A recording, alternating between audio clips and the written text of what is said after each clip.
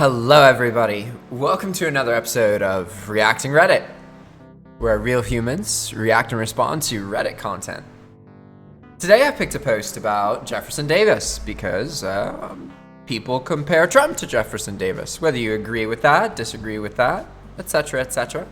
Let's get into it. Let's learn more about Jefferson Davis. So today what we're going to be focusing on is what kind of happened to him and how he ended up in the situation he was in, because it's kind of quite interesting. Basically, for some context, for those of you who don't know much about him, this was an individual from the Civil War era in the United States, and it was kind of like Jefferson Davis versus Abraham Lincoln, and Abraham Lincoln won, and then Jefferson Davis was a war criminal, right?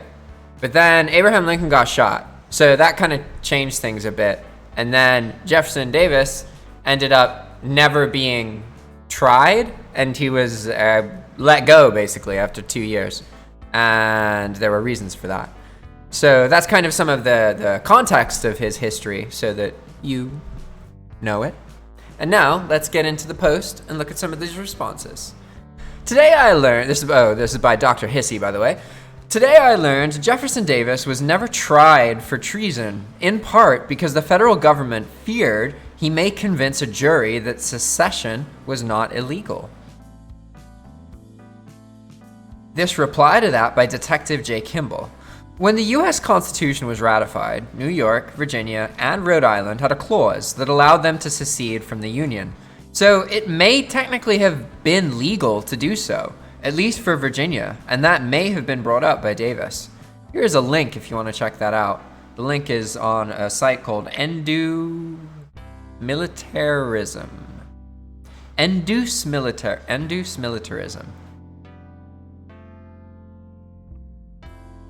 Another reply by Bu B1. He lived out his days in Biloxi, I believe. What can you do? Yeah, he actually lived a while. Isn't that kind of crazy? He ended up widely popular and was given a burial as big as Lincoln's. Check out the book Bloody Crimes. So Zephyr19 recommends the book Bloody Crimes if you want to look more into Jefferson Davis's history. But imagine that. Like, imagine being the leader of a rebellion and never getting tried. That's pretty crazy. He lived in the same country he revolted against after the war and didn't get killed or stay in jail. Like, what? And I looked more into this before I made the video. And the reason he never got tried, it wasn't just this guy. Basically, the president at the time, I'm not going to try and remember who it is. I want to say Woodrow Wilson. But I'm not confident that's right. But Woodrow Wilson, on like Christmas Day, pardoned everybody who was part of the rebellion, right? Which is quite an interesting decision. That's actually something that is worth like really looking into, because stuff like that doesn't happen very often.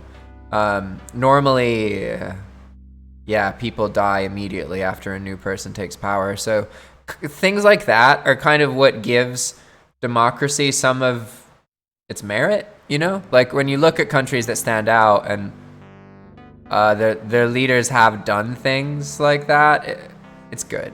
Like, I think it's good to be more merciful than hateful and hurtful, especially in a position of leadership. Like, it takes a lot of power to see that your country will be worse off if it just focuses on vengeance and it loses track of something else. So the times in history where that has happened are few, and it's quite interesting to study them. So moving on. This reply by Mutoid. Come on, original poster. Why'd you have to go and use the double negative? I was super confused at first. The federal government reached its decision in part because it feared that Davis would either prove to a jury that secession was legally permitted under the U.S. Constitution, or he would be transformed into a martyr, if convicted and executed. Damned if you do, damned if you don't. And that seems to, like, people in these replies are kind of, they seem to have the perception that this guy was special and he was pardoned. And it's true, he was very, very well known, but there were a lot of people. It wasn't like, oh, just Jefferson Davis is pardoned because of his political circumstance. It was like, hey, everybody currently in trial for the rebellion is pardoned, so we can move on and be united and focus on other crap. Or at least that's the idea of it. So it's not totally accurate to think that the U.S. government is entirely like, oh, because of this guy, because this one guy would be transformed into a martyr. It's like this guy and all those other people, and there were a lot of other individuals involved in the rebellion. So it's important not to be too narrow-minded. Just keep that in mind. Sticky Bit says, that's exactly why we buried Osama bin Laden at sea. That way there's no grave site for people to turn into a shrine or a pilgrimage destination. Huh. I don't know. You could argue, okay, it's one thing if somebody is returned to their country. It's kind of interesting that the U.S. didn't want to, bury him somewhere in their own country. I don't know, I feel like that would, if you want to look at what Osama bin Laden would really hate, he's probably more into being buried at sea than being buried in, Washington, D.C., you know? I mean, really, come on, U.S., you really dropped the ball there, you know? Mind Dogger says, isn't it illegal to skip the trial phase? That's a good point, because you're not supposed to skip it either way. You're not supposed to skip the trial and punish somebody, but you're also not supposed to just skip the trial, hold people, and then release them. You're supposed to have a speedy trial. That's an important concept. Speedy trial. However you want to interpret it. Speedy. A reply to that by login228822. Funny you should mention it, but the Civil War was one of the only times this wasn't true, considering the President and Congress suspended habeas corpus. But in general, if the prosecutor voluntarily dismisses the case, there is no need for a trial. But from the most part, it looks like he was properly indicted and granted bail even. Indicted, sorry. I guess you could complain about the need for a speedy trial, but that requires the defendant to specifically ask for it. Even still, it's not uncommon for defendants under New York Reddy's rule to serve more time in prison before trial than he did. Huh. So he was in jail for about 2 years, but he did have a kind of cush jail situation. He was a respected person in the time, but also, you should understand, this individual, he wanted to make sure that black people stayed less than white people. That's one of his driving motivators. So that's the whole controversy. You shouldn't really empathize or relate to these people, because it's true that in their time that was normal, but that doesn't mean that we should overlook the horrific things that people, almost all historical figures in the past, have done. You really can't idolize people. You have to try and just understand them and the things they went through and the things they did. But when you idolize people, you develop this unrealistic sense of humans, and the reality is that there's no human that doesn't make mistakes, and most of the time you see great people or people who have done amazing things. Really what's happened is they had a whole life of struggle that you just don't know anything about. There was a whole thing that created them, that put them in that position, and you don't see that. You don't know about all the things they did before that never made it big or never got any attention, good and bad. So your perception, just based on what you see about other people, is really altered, because you don't get a full sense of what people are actually like. And it's unfortunate. Wigglefish says, poor Jefferson Davis. He didn't want secession, he didn't want the job, and he was pretty bad at it. Yeah, I don't have any sympathy for Jefferson Davis. He's an interesting person to study, but he was like wanting to unify in the name of slavery, like, and ultimately that wasn't gonna work, right? Because so many countries eventually abolished slavery. So like, even if the Civil War came out differently in the US, it's highly unlikely that they would have just kept having slavery forever. Like, it's very likely there would have been another war or something, because that's what happened. Or maybe it didn't take war to end the slavery, and by the time that technology evolved and crap, then those kind of influences do more to end slavery, right, than actual governments. But governments were kind of necessary to, like, give these periods of stability to humanity in little bubbles, so that the humans in those bubbles could live outside of all the chaos of most of the world and develop new technologies that ultimately ended up being used, often initially to kill other humans by other humans, but eventually become used to make life easier and better for people. It's just unfortunate that typically it's militant use of things at first. And that tends to be the life cycle of technology. If you look at a lot of technology now, we have it, but the first time we even started using it or discovering it was because whatever government you're into, blah, blah, blah, was trying to get as much technology as possible to ensure their survival, and like that was what they were trying to do. And the argument can definitely be made that you didn't need to be militant, really. You just needed to stay out of conflict long enough for technology to change the world so that warfare is more online, which is one luxury we have that a lot of these people didn't have. Like, you while it's true you shouldn't idolize people from the past, you also kind of need to understand the extent of their struggle and how hard and toxic and traumatic life was for people in that time. Like, now in the modern world, we kind of look at humans as this organism on planet Earth that's kind of above the laws, right? We can basically do whatever we want. There's not really another organism that controls us aside from humans, right? We don't have some predator that eats us all the time or kills us. But that's only true now. It wasn't true 200 years ago. Disease was a huge predator. Disease nowadays kills a fraction of the amount of humans it used to. Disease used to kill more humans than were being born at certain points. It eradicated human growth.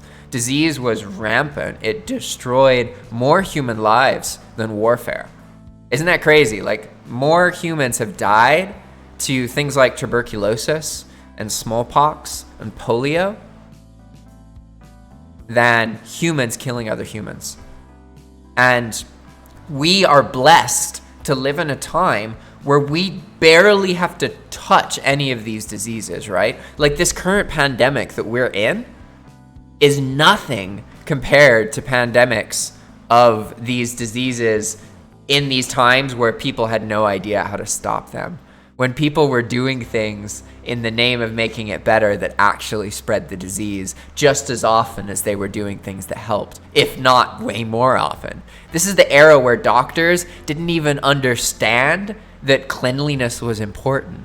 If you needed your arm cut off, it was cut off with the same bloody saw that had cut off the previous guy's arm. That was the reality of their world. People had children, and they would have 6 or 7 children because it was likely that a lot of them wouldn't live.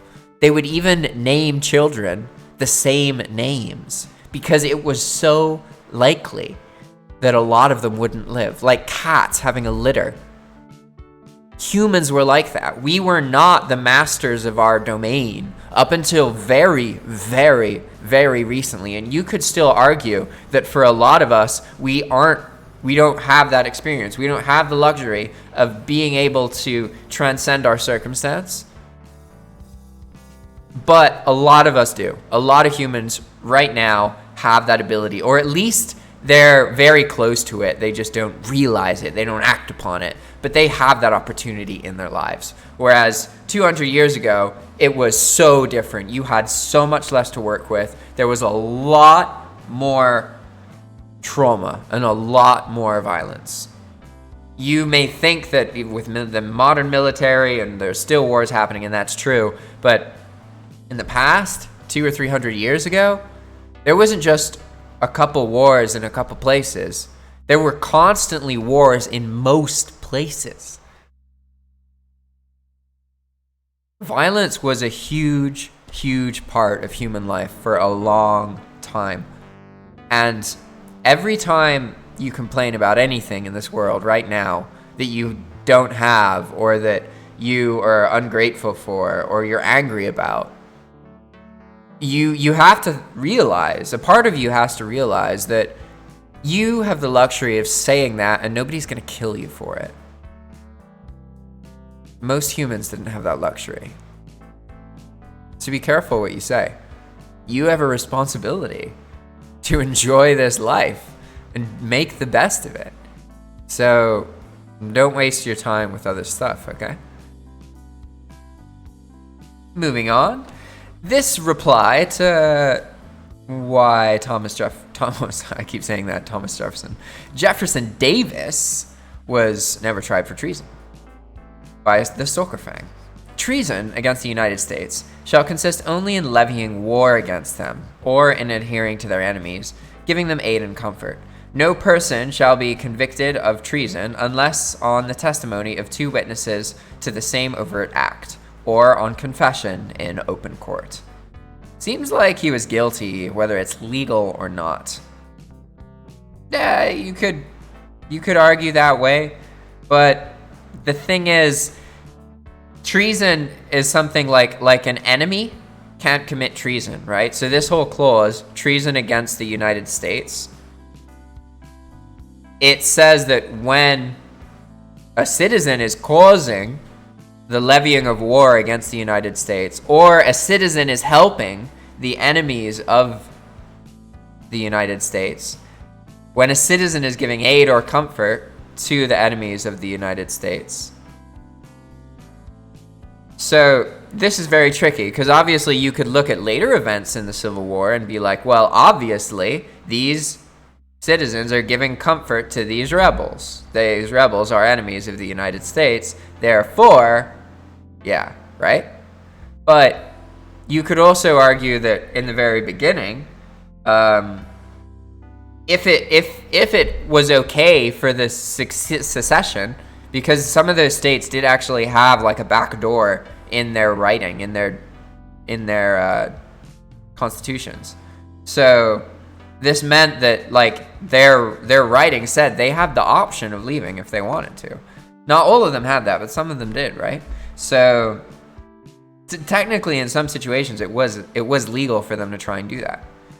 So it really is hard to say exactly, because treason is something that a citizen does against their own country. Like an enemy can't commit treason to you.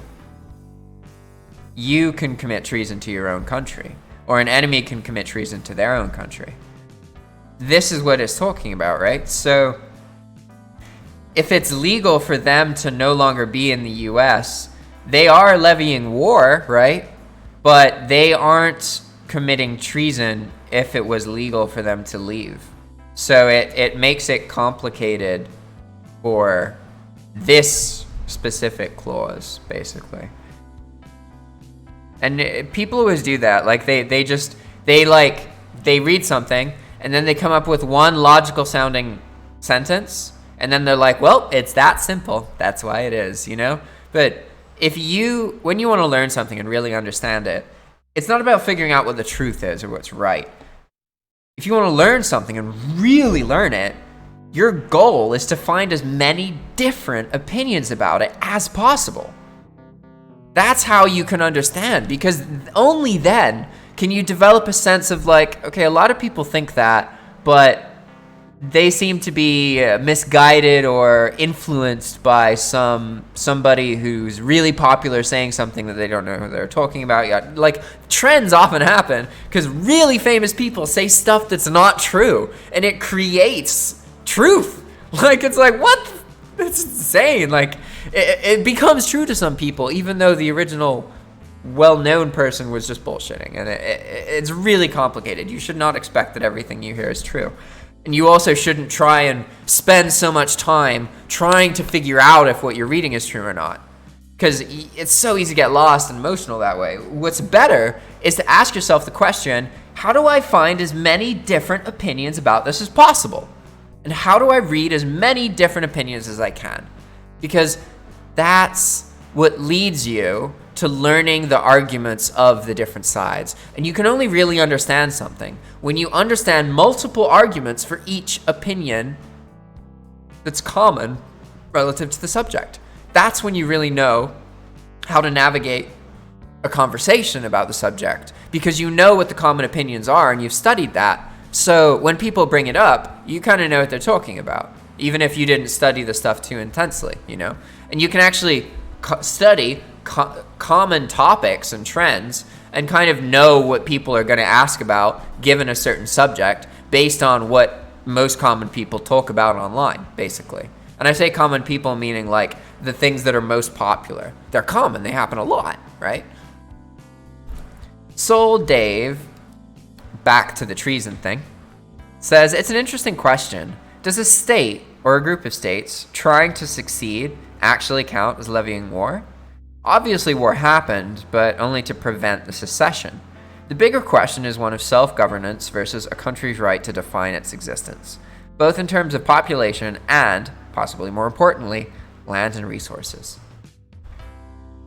Well, what do you guys think? Like, answer this question for me. What if the South, the Confederacy, had won, right? And so when I say won, I don't mean that the U.S. became united and the Confederacy was the leaders. I mean that the Confederacy got what they wanted, which was to be separate from the rest of the U.S. Because one could argue that this polarization still exists in the United States. The United States is a powerful force, but it's also one of it's a very polarized superpower in some ways. You have so many people in its country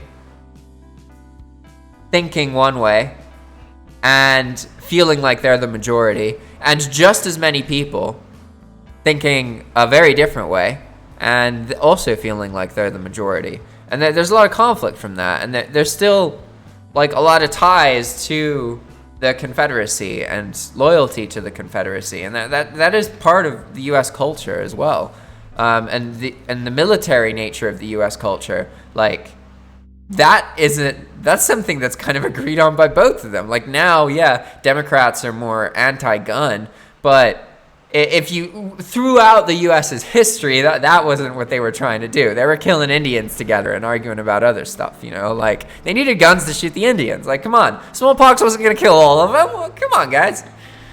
Yeah, there are some things that Republicans and Democrats, or let's rephrase it, conservatives and liberals used to agree on, unfortunately. The voices against all these like acts of violence are often quite small, and I wouldn't say Democrats are any better off at doing that. They do things more like hidden, whereas Republicans are more likely to like brag about it, but they both do crazy shit. Like it's sad. But what do you think? Like what would happen if they won? What do you think that would mean for today? Let me know if you're listening to this. Comment below. Tell me what you think would have happened if the South had won and gotten to be their own thing. So it was kind of like how there's North Korea, South Korea. There's the U.S. that has slavery, and the U.S. or the Confederacy that... the U.S. that doesn't have slavery, and the Confederacy that does have slavery. What would that meant for the future? If you think about it Slavery is something that eventually gets rebelled over, or something happens, or it gets changed. And I'm not saying it gets automatically gotten rid of, because there's still slavery in the world, but there absolutely is a trend that countries tend to, over time, get rid of slavery as technology develops, basically.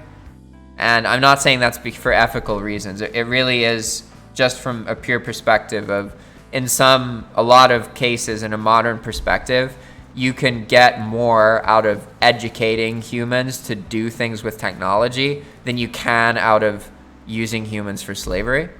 Like, if you really know what you're doing, that becomes true even if you're a bad person.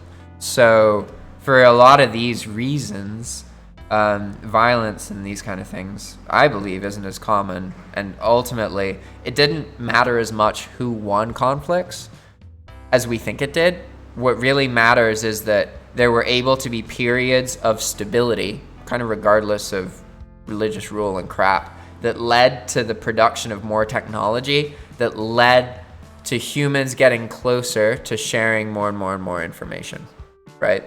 Because a lot of the reasons countries were able to fight is because humans felt so alienated from each other.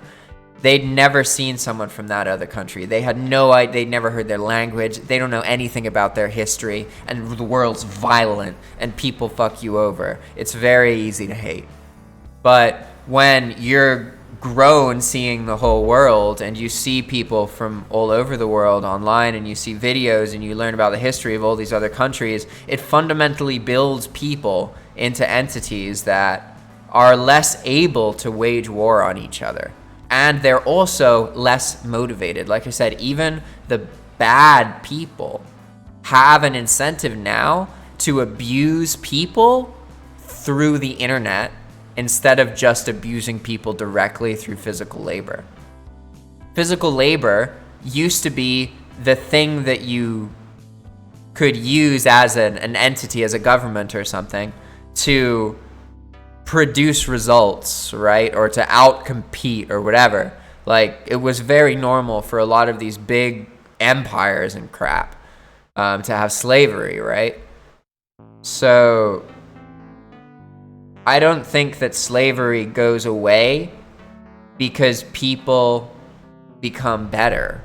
I think it's more like slavery goes away because technology changes the incentives of people who are okay using slavery. It changes the circumstance of the world, so it becomes less and less incentivizing to use humans for physical labor, and more incentivizing to figure out how to get ahead of people online, or get some advantage online, or do cyber warfare online, or whatever. And you have to, like, the amount of maintenance to keep a human able to, like, hack and monitor stuff, that means they at least have some kind of computer access. And I would argue that even a slave with computer access, they're still better off than a slave that doesn't have computer access. There's still a chance they can be exposed to new information from elsewhere. Whereas before, a slave never had that, right? So there's ways that it's not that the humans just are becoming better. It really is that humans are being held more accountable. You know how people are fake? Like when they talk online or they show up on a movie or in a thing, they act like they're best. They are all like happy even if they're sad. They make themselves up to look more attractive than they actually are. They wear more expensive clothes than they can afford. You know, they do all of this stuff. It's downright sad, huh?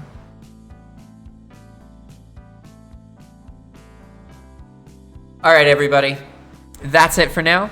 If you like this kind of content, please comment below. Give me a suggestion on what Reddit post you would like. I have to use a Reddit post that has at least 100 comments and preferably like 400. So if you want me to read a Reddit post of your choosing, please comment and let me know. I'm happy to read whatever you want. And you can tell me to try and joke or try and be silly or try and be more informative. Like if I'm trying to be silly, I use a lot of different voices and that kind of thing. Or if I'm trying to be more informative, I'll like watch a YouTube video about the subject before I make the video, so I sound like I know more what I'm talking about, right? So let me know. I want to make videos and see an experiment, and you guys can let me know what you want if you're interested. Also, if you're a creator who wants to make this kind of content, please reach out to us. We are looking for more people to make content like this, where you explore while recording your screen, you pick topics you're interested in, and the tool cherry picks the available content and finds content that's based on what you want, right? I personally like reading longer comments because they're better, they're more interesting, they're less insulting, they're less trolly, and even if they're trolly, there's more effort into it, so it's funny, it's cool. So what I use this for is to have more interesting stuff to read, and I don't have to go and spend time finding it. I just have to find the post and then load it, and then I can read and react and learn about the stuff on the screen. It's a much easier, simpler way to make content regularly on YouTube, and it's a really good option for people who want to be content creators and want to do YouTube, but they haven't really been able to get started. It's a lot easier to start this way because all you need to do is like go to Twitter, find something that's trending for some reason, or go to YouTube and look for something people are searching for that you think you are interested in, and then you just look online for something related to that that's on Reddit.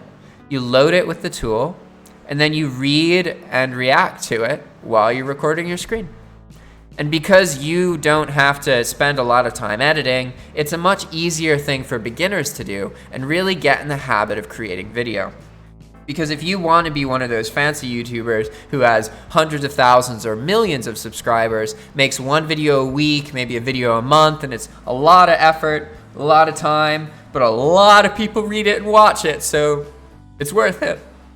If you want that, you don't start that way. You start by getting in the habit of making videos. Are you making videos? Anything that justifies why you're not making videos is an excuse. You don't have a good enough cell phone. Then record videos of your screen with your computer. Oh, you don't have a DSLR camera. 98% of the videos I've ever made were made with an internal webcam on a computer or just a cell phone camera, a simple cell phone camera. So these aren't reasons to not try and make content. Worst case scenario, you make a video and nobody watches it. So who cares? That doesn't mean anything. You're not any worse off, and you get to build experience making more videos. And for me, the person I am when I'm making videos is a strong person. A strong and creative person. When I stop making videos, I lose that spark. I don't feel like I'm as able to do things in life. And I find meaning by doing stuff knowing that it can lead to the creation of a video. If I play a video game and I know that I'm recording something to try and make a video about it in the future, I have more fun. It's more fulfilling, more enjoyable. So please, if you've thought about running a YouTube channel, don't just make a video. Figure out whatever it is that can make you make a video right now and stop putting it off. Stop thinking that at some point the stars will align and you're gonna feel motivated to make a video. Just make one. It's all about making them and making them and making them and making them until you get so good at making them that you can start to understand how to make video for needs that other people have, and then you can earn money doing that. But before you can get to that point, you need to make a lot of videos. So make videos, guys, in any way that you possibly can.